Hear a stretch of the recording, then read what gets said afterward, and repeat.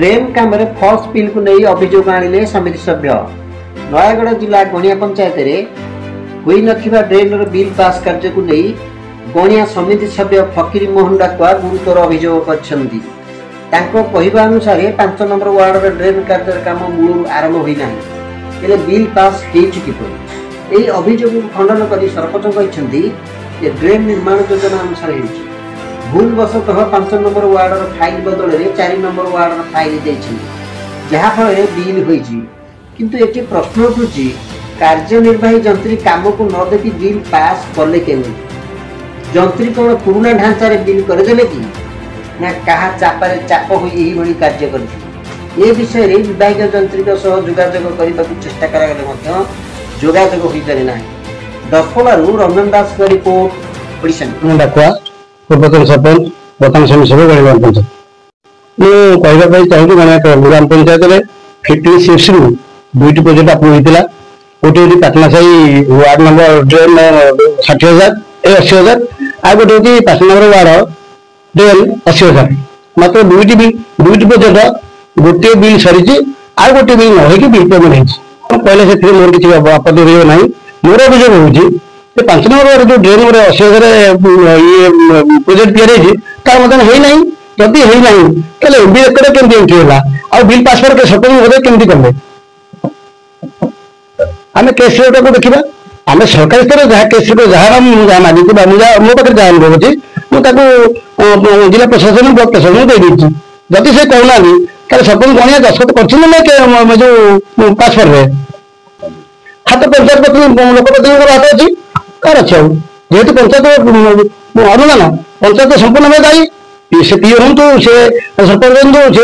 Do हूँ से जे हूँ विभाग अधिकारी संपुक्त अच्छा मुझे आशा करुँच भरोसा अच्छे विश्वास अच्छे मोर जिला प्रशासन बड़ प्रशासन को मत जन विधि ओडार ये गणियार जनसाधारण समस्या ये मोर समस्या नुहे अंचलवासी समस्या मुझे निश्चित आशावादी अच्छी मत न्याय मिले मो अंचलवासी न्याय मिल। नमस्कार गिरिधारी सेठी गणिया ग्राम पंचायत सरपंच समिति जो अभियोग आनी से संपूर्ण रूपे किसी जानी ना जहाँ भी अभियोग रीतिहीन कार्यक्रम आमर तेलीसाही दुई पार्श्व हूँ गोटे 4 नंबर वार्ड गोटे 5 number ward. 4 number back side रे ड्रेन हाँपाई 80,000 टका केस रेकर्ड खोल जाता। 5 नंबर वार्ड बैक साइड रे 80,000 टकर केस रेकर्ड खोल जाता। से 4 नंबर वार्ड रे ऑलरेडी काम सरी जाइए। 4 नंबर वार्ड फाइल टा जेकी एक्चुअली दबा कथा बिल करने से भूलवशत 5 नंबर वार्ड फाइल टी पड़ी जे बिल करके पठेले पंचायत को पंचायत आसला सरपंच अच्छी लास्ट हूँ पासपोर्ट पेमेंट करा जो देखिली से भूलवशत हो पासपोर्ट पेमेंट आउ कली ना ये एपर्यंत पेमेंट दि जाए ना। 4 नंबर वार्ड पेमेंट है कि 5 नंबर वार्ड पेमेंट है से राजनीतिक उद्देश्य नहीं से चाहूले पंचायत रे सबू कथार मुंड खेलिया जोटा कि आम प्रश्रय देलु ना जार सी ये उद्देश्य मूलक हिसाब से फाइल चोरी करवा पंचायत आसी विभिन्न प्रकार आर्गुमेंट करवा पंचायत समिति से 4 लाख टकर प्रति वर्ष अनुदान पाँच से 4 लाख टका अनुदान टा कोटी दि जाऊँगी पंचायत बैठक में कहना कि निजे मत सरपंच हिसाब से कौन भी पचारना ना अमुक जगह आम कम दबा कि कौन दबा से जिनसा आम जो पचारू मन में गोटे आग्रेसमेंट आसी ये सब भित्तिहीन जिनसा गोटे हाइलाइट करमती बदनाम करी पंचायत को कि गणिया पंचायत सदाले हाइलाइट रे अच्छी हाइलाइट कहीं निकट में आम 8टा पंचायत गोटे स्टेट बैंक खोलीचु हाट